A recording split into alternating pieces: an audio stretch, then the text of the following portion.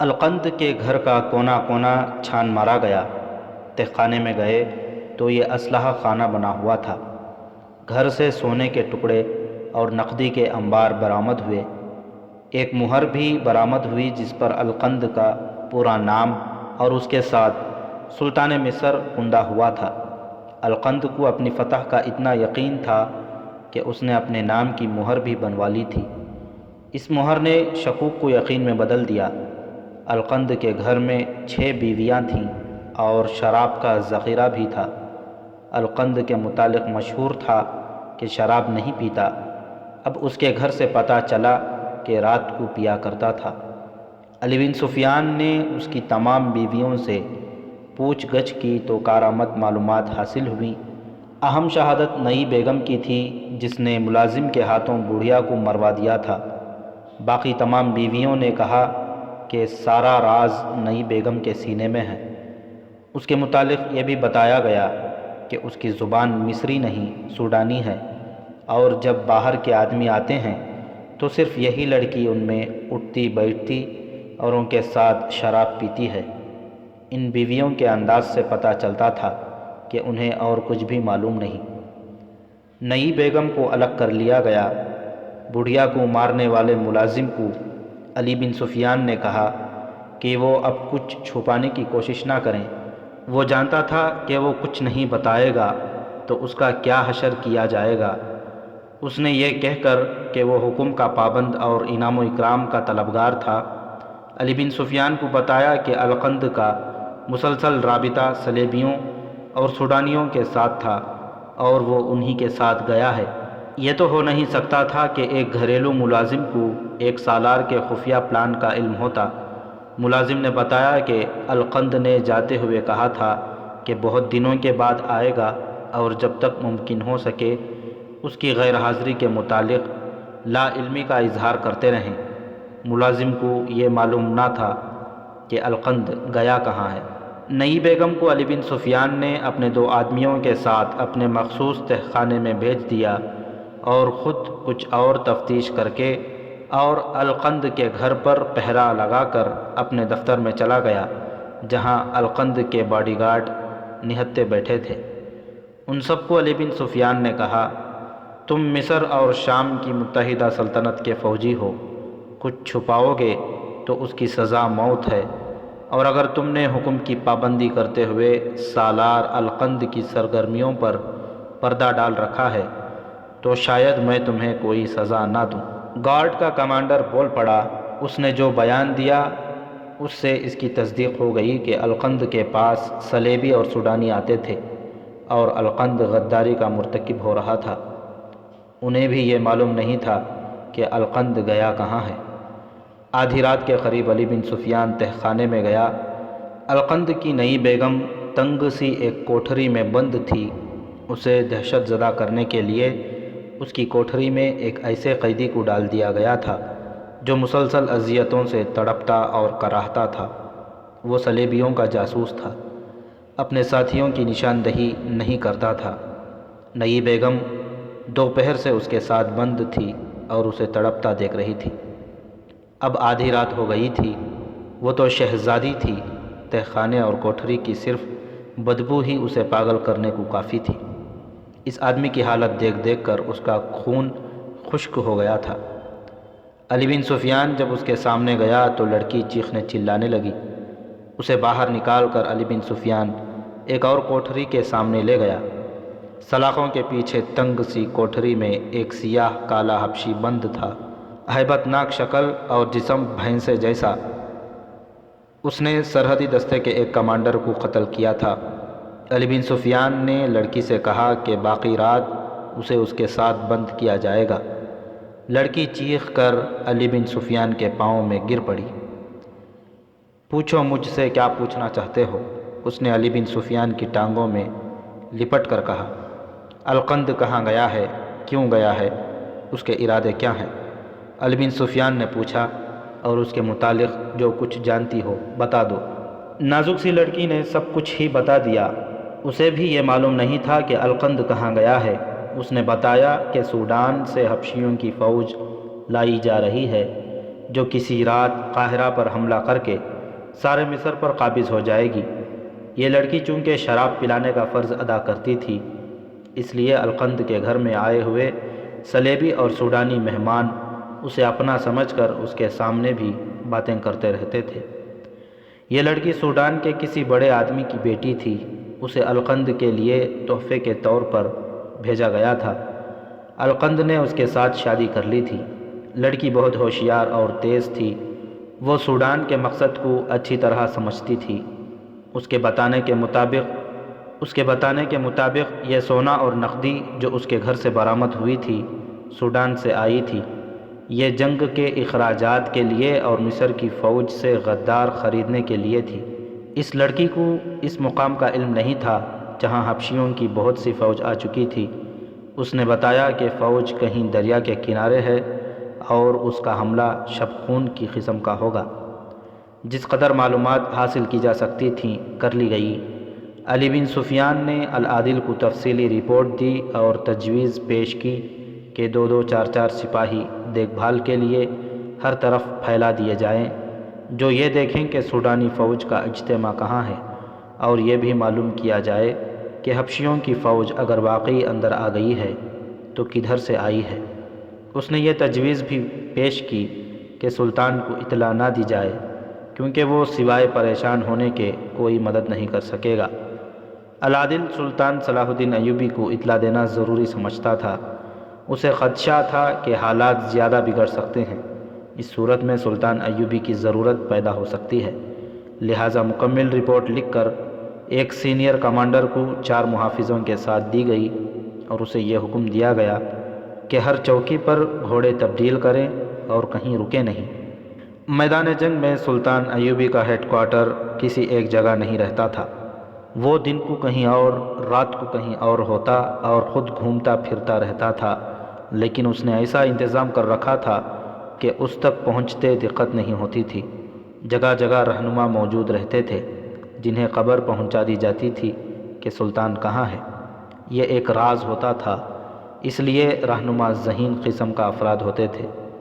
جس دن 3 دنوں کی مسافت کے بعد پیغام لے جانے والا کمانڈر 4 محافظوں کے ساتھ دمشق پہنچا، اس وقت سلطان ایوبی الرستان کے سلسلہ کوہ میں تھا۔ سردی کا عروج تھا۔ کمانڈر اور اس کے محافظوں کی یہ حالت تھی کہ بھوک، نیند اور مسلسل سواری سے ان کے چہرے لاشوں کی طرح سوکھ گئے تھے۔ زبانیں باہر نکلی ہوئیں اور سر ڈول رہے تھے، پھر بھی وہ فوراً روانہ ہونے کے لیے تیار ہو رہے تھے۔ انہیں زبردستی کھلایا پلایا گیا اور وہ الرستان کے لیے روانہ ہو گئے۔ تریپولی کا صلیبی حکمران ریمانڈ الملک الصالح کی مدد کے لیے آیا اور بغیر لڑے واپس چلا گیا تھا، کیونکہ سلطان ایوبی نے آگے گھات لگائی اور عقب سے اس کی رسد روک لی تھی۔ عقب میں بھی سلطان ایوبی کی فوج دیکھ کر ریمانڈ اپنی فوج کو کسی اور طرف سے نکال کر لے گیا تھا۔ سلطان ایوبی نے اس کا تعاقب مناسب نہ سمجھا، کیونکہ اس سے وقت اور طاقت ضائع ہوتی تھی۔ اس نے زیادہ نفری کے چھاپہ مار دستے ریمانڈ کی رسد کو پکڑ لانے یا دوسری صورت میں تباہ کر دینے کے لیے بھیج دیے۔ موسم سرما کی بارشیں بھی شروع ہو گئی تھیں۔ صلیبیوں کی رسد کا قافلہ بہت ہی بڑا تھا۔ رات کے وقت رسد کے محافظ گھوڑا گاڑیوں کے نیچے اور خیموں میں پڑے تھے۔ انہیں رسد واپس لی جانی تھی۔ اگلی صبح انہیں کوچ کرنا تھا۔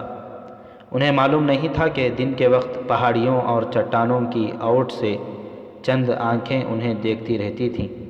انہیں غالباً توقع تھی کہ اتنی سردی میں اور بارش کے دوران ان پر کوئی حملہ کرنے نہیں آئے گا۔ رات کو اچانک ان کے کیمپ کے ایک طرف شور اٹھا، شعلے بھی اٹھے، خیمے جل رہے تھے۔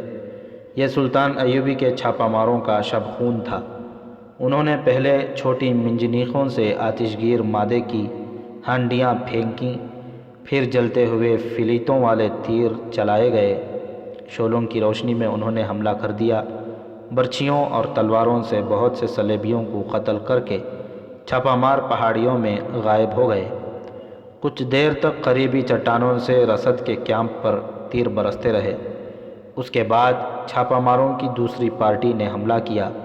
صبح تک 1.5-2 میل علاقے میں پھیلے ہوئے کیمپ میں رسد رہ گئی تھی، یا لاشیں یا ایسے زخمی جو چلنے کے قابل نہیں تھے۔ بہت سے گھوڑوں کو صلیبی بھگا لے گئے تھے، بہت سے پیچھے بھی رہ گئے تھے۔ چھاپہ ماروں کے شب خونوں کے درمیان وقفے میں صلیبی کچھ گھوڑا گاڑیاں نکال لے جانے میں کامیاب ہو گئے تھے۔ جو وہاں اور گھوڑے رہ گئے وہ سلطان ایوبی کے فوج نے قبضے میں لے لیے۔ حلب کا محاصرہ اٹھا لیا گیا تھا۔ سلطان ایوبی اس اہم شہر کو ایک بار پھر محاصرے میں لینے کی اسکیم بنا رہا تھا۔ دن کے وقت جب چھاپہ ماروں کا کمانڈر سلطان ایوبی کو گزشتہ رات کے شب خونوں کی رپورٹ دے رہا تھا، دربان خیمے میں داخل ہوا۔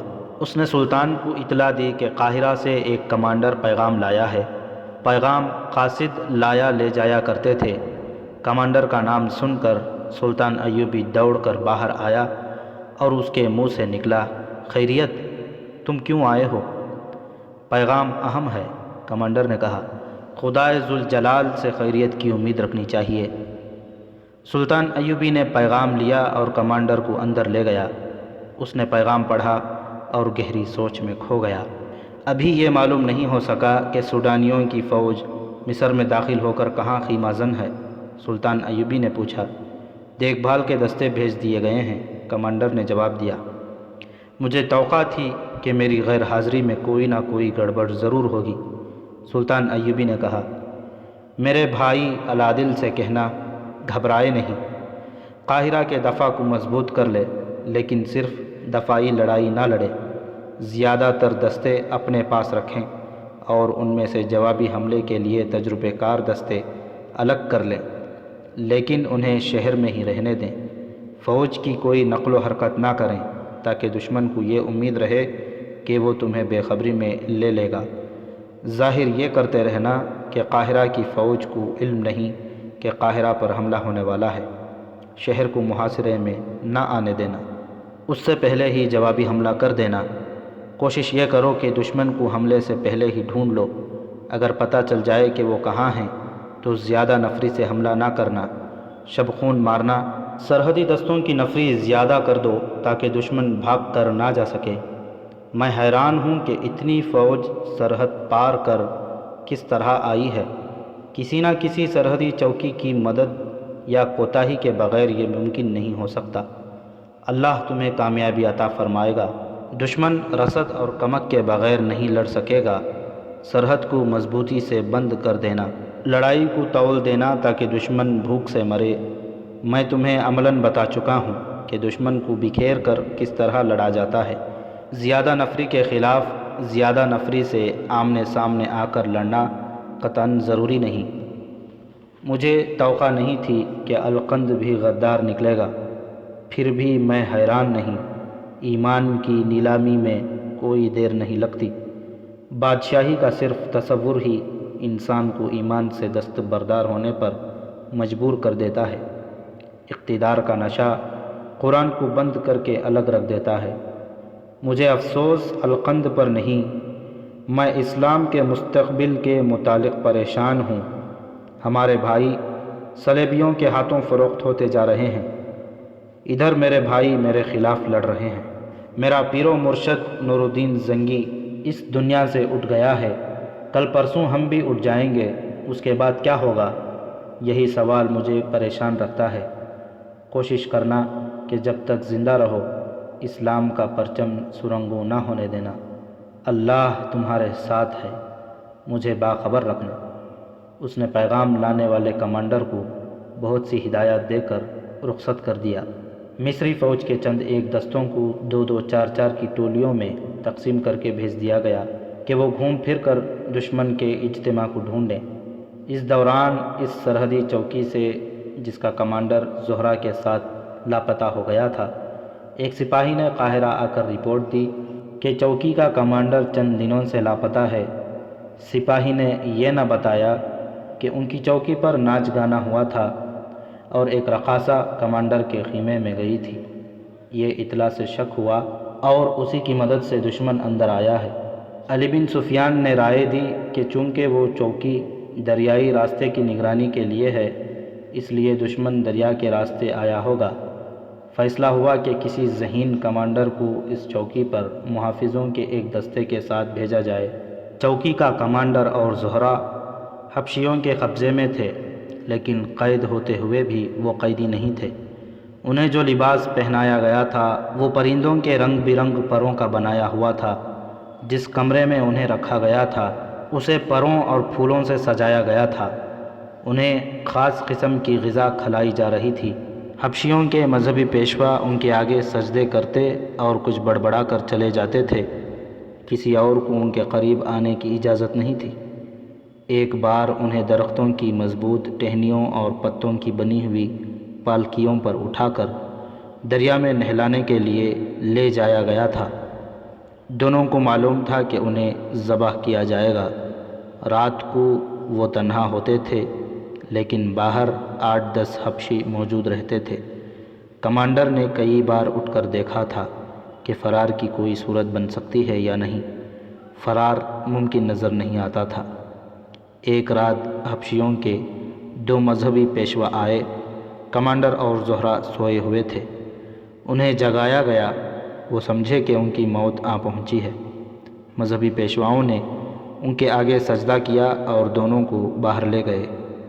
باہر پالکیاں رکھی تھیں، ایک پر کمانڈر اور دوسرے پر زہرہ کو بٹھایا گیا۔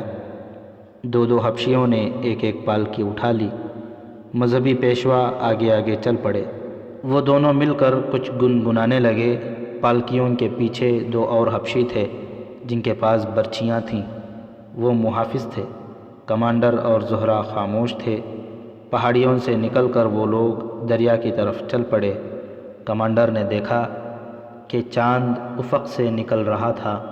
اس نے اندازہ کیا کہ رات آدھی گزر گئی ہے۔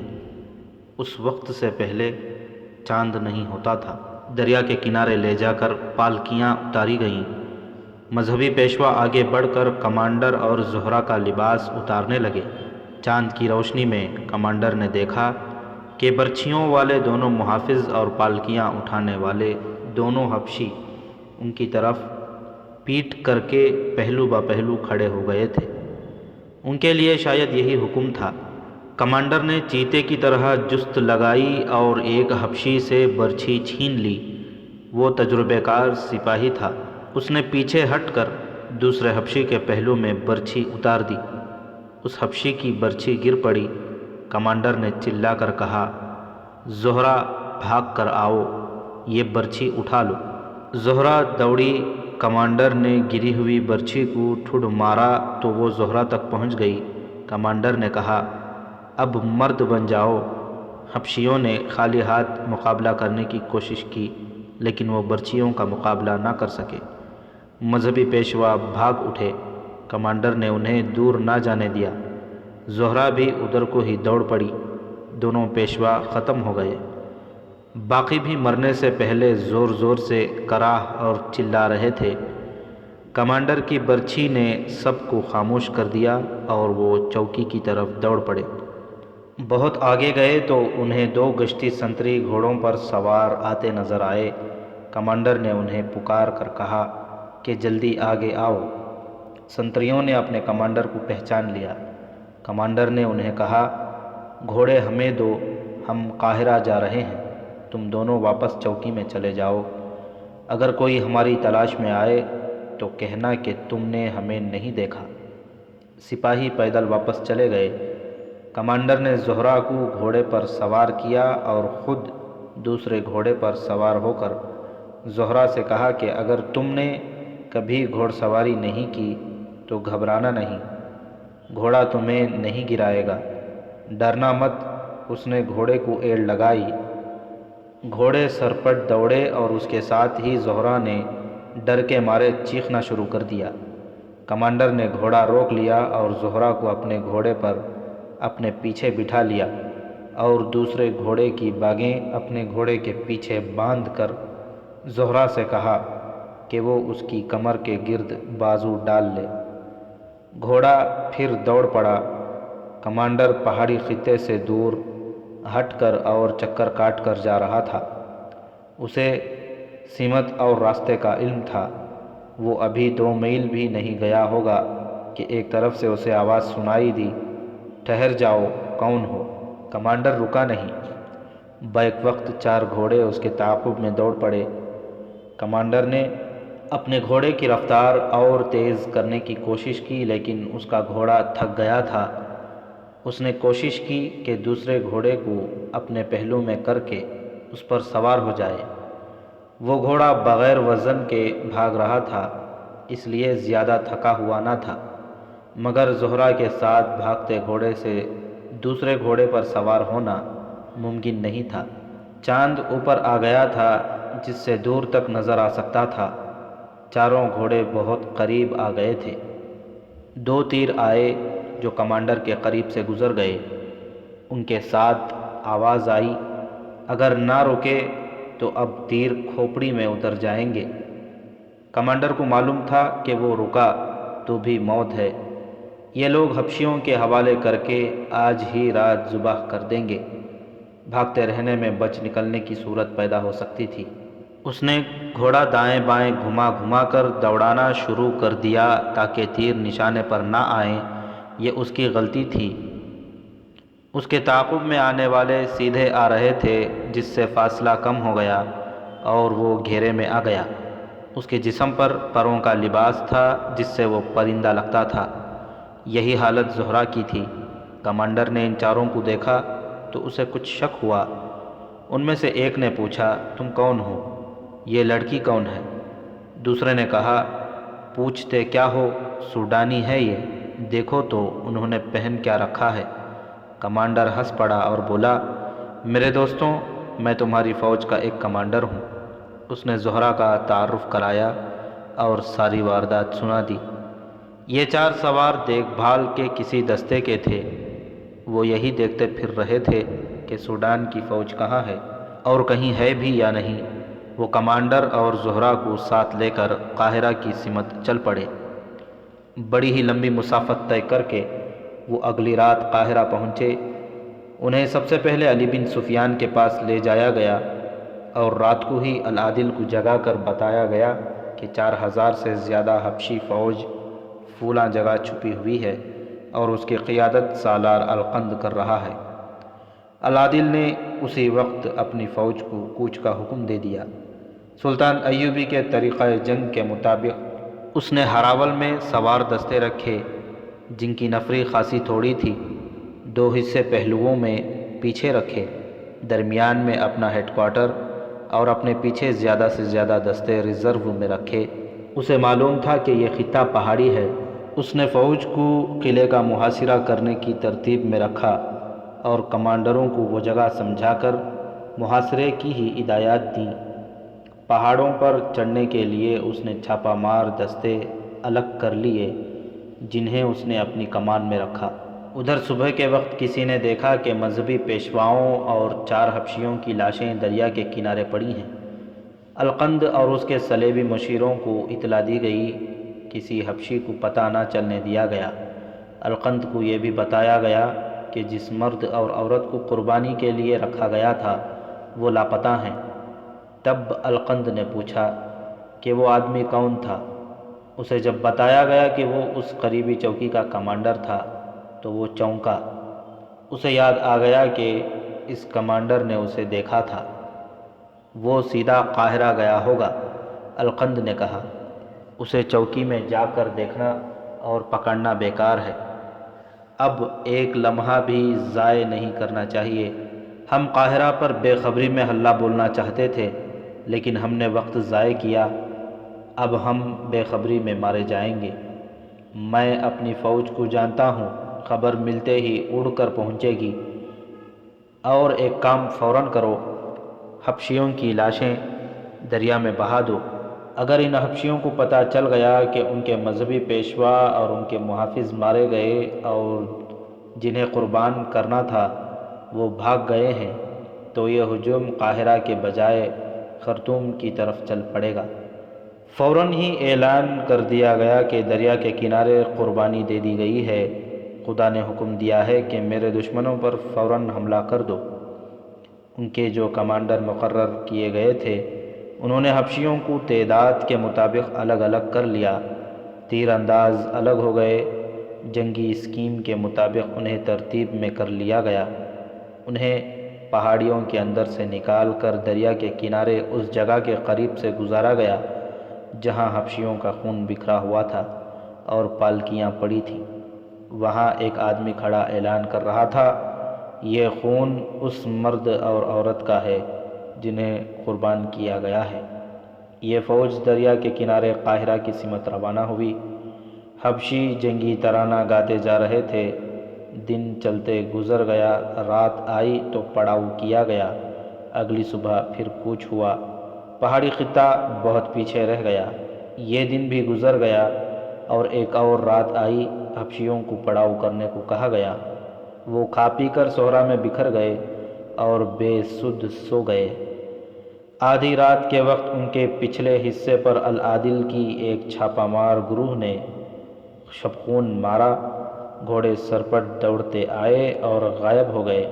حبشیوں میں ہڑبونگ مچ گئی۔ بہت دیر بعد ایسا ہی ایک اور حلہ آیا جو بہت سے حبشیوں کو روندتا کچلتا نکل گیا۔ القند سب سے آگے تھا۔ اسے اطلاع ملی تو اس نے اگلے روز کی پیش قدمی روک دی۔ یہ شبخون بتاتے ہیں کہ ہم مصری فوج کی نظر میں آ گئے ہیں۔ اس نے صلیبی اور سوڈانی کمانڈروں سے کہا، یہ صلاح الدین ایوبی کا خصوصی طریقہ جنگ ہے۔ ہم اب آگے نہیں بڑھ سکتے۔ تم ہزار جتن کرو، مصری فوج سے تم کھلے صحرا میں نہیں لڑ سکتے اور اب تم بھاگ بھی نہیں سکتے۔ اب پیچھے چلو اور پہاڑیوں میں لڑو۔ ہمارا تمام تر منصوبہ ناکام ہو چکا ہے۔ قاہرہ والے نہ صرف بیدار ہو گئے ہیں بلکہ انہوں نے فوج بھیج دی ہے۔ کیا ہم صحرا میں مصری فوج کو ڈھونڈ کر اس سے لڑ نہیں سکتے؟ ایک صلیبی نے کہا، اگر تم لوگ صلاح الدین ایوبی کی فوج کو سامنے لا کر لڑا سکتے تو آج مصر تمہارا ہوتا۔ القند نے کہا، میں اسی فوج کا سالار ہوں۔ تم مجھ سے بہتر نہیں سمجھ سکتے کہ اس فوج سے کیسے لڑنا ہے۔ سحر کے وقت حبشیوں کی فوج واپس چل پڑی۔ ہر طرف حبشیوں کی لاشیں بکھری ہوئی تھیں۔ القند ٹھیک کہتا تھا کہ اس کی فوج مصری فوج کی نظر میں آ گئی ہے۔ مصری فوج کا دیکھ بھال کا انتظام القند کی ایک ایک حرکت دیکھ رہا تھا۔ وہ حبشیوں کی فوج کو پیچھے لے چلا تو العادل فوراً سمجھ گیا کہ القند پہاڑیوں میں لڑنا چاہتا ہے۔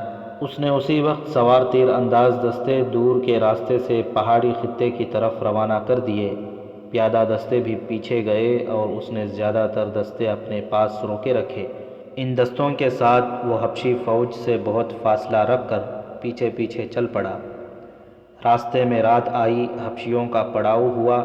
رات کو العادل کے چھاپہ مار دستے حرکت میں آ گئے۔ حبشیوں کے ایک جیش کو بیدار رکھا گیا۔ یہ تیر انداز تھے۔ انہوں نے بہت تیر چلائے جن سے کچھ سوار چھاپہ مار شہید ہوئے، لیکن وہ جو نقصان کر گئے وہ بہت زیادہ تھا۔ سب سے بڑا نقصان یہ تھا کہ حبشیوں کا لڑنے کا جذبہ مجروح ہو گیا تھا۔ وہ کچھ اور سوچ کر آئے تھے۔ وہ آمنے سامنے لڑنے کے عادی تھے، مگر یہاں دشمن انہیں نظر ہی نہیں آتا تھا اور تباہی بپا کر جاتا تھا۔ اس کے علاوہ وہ آگے بڑھتے بڑھتے پیچھے ہٹ رہے تھے۔ اگلے دن حبشیوں نے اپنے ساتھیوں کی لاشیں دیکھی اور پیچھے کو چل پڑے۔ سورج غروب ہونے میں ابھی بہت دیر باقی تھی جب وہ پہاڑی خطے میں داخل ہوئے، لیکن اب انہیں پہلے کی طرح ایک جگہ جمع نہیں کرنا تھا بلکہ پہاڑیوں کے اوپر، نیچے اور وادیوں میں لڑنے کی ترتیب میں رکھنا تھا۔ ان کی آدھی نفری پہاڑیوں میں پہنچ چکی تھی جب ان پر بلندیوں سے تیر برسنے لگے۔ العادل کے برق رفتار دستے پہلے ہی وہاں پہنچ کر مورچہ بند ہو گئے تھے۔ حبشیوں کے کمانڈروں نے چیخ چلا کر انہیں آؤٹ میں کیا اور تیر اندازی کا حکم دیا۔ باقی نصف فوج ابھی باہر تھی، اسے پیچھے ہٹایا گیا۔ القند نے اسی نفری کو پہاڑیوں پر چڑھا کر آگے جانے اور اوپر سے تیر چلانے کی چال چلی، مگر حبشی ابھی پہاڑوں پر چڑھنے ہی والے تھے کہ ادھر سے العادل کی فوج جو ان کے عقب میں جا رہی تھی پہنچ گئی۔ حبشیوں کی خاصی نفری بلندیوں پر جانے میں کامیاب ہو گئی، جہاں سے حبشیوں نے نہایت کارگر تیر اندازی کی۔ العادل کو نقصان اٹھانا پڑا، مگر اس کی اسکیم اچھی تھی۔ اس نے ادھر سے دستے پیچھے ہٹا لیے۔ اس کی پہلی ہدایت کے مطابق دوسری طرف سے تیر انداز اور دیگر دستے پہاڑی خطے کی بلندیوں پر جا رہے تھے۔ سوار دستوں میں سے ایک کو دریا کے کنارے بھیج دیا گیا۔ اسوان کے اس سلسلہ کوہ میں خون ریز معرکہ لڑا گیا۔ وادیوں اور بلندیوں پر تیر برس رہے تھے۔ پھر سوار دستوں کو وادیوں میں حلہ بولنے کا حکم ملا۔ رات کو حبشی تو دبک گئے، لیکن العادل نے منجنیقوں کے دستوں کو حکم دیا کہ وہ جگہ جگہ آتش گیر مادے کی ہانڈیاں پھینک کر آگ کے گولے پھینکیں۔ تھوڑی دیر بعد پہاڑیوں کی ڈھلانوں پر آگ کے شعلے اٹھے اور ہر طرف روشنی ہو گئی۔ اس روشنی میں رات کو بھی معرکہ جاری رہا۔ صبح کے وقت حبشی خاموش ہو چکے تھے۔ ان میں سے کچھ زمین دوز محلات میں چلے گئے تھے، انہیں بڑی مشکل سے باہر نکالا گیا۔ دن کے وقت القند کی لاش مل گئی۔ وہ کسی کے تیر سے یا تلوار سے نہیں، اپنی تلوار سے مرا تھا۔ اس کی اپنی تلوار اس کے دل کے مقام پر اتری ہوئی تھی۔ صاف پتہ چلتا تھا کہ اس نے خودکشی کی ہے۔ چند ایک صلیبی اور سوڈانی کمانڈر زندہ پکڑے گئے اور حبشی جنگی قیدیوں کی تعداد 1000 سے زیادہ تھی۔ العادل نے وہیں سے قاصد کو سلطان ایوبی کے نام کامیابی کا یہ پیغام دے کر روانہ کر دیا اور اسے حکم دیا کہ بہت جلدی سلطان تک پہنچو، وہ بہت پریشان ہوں گے۔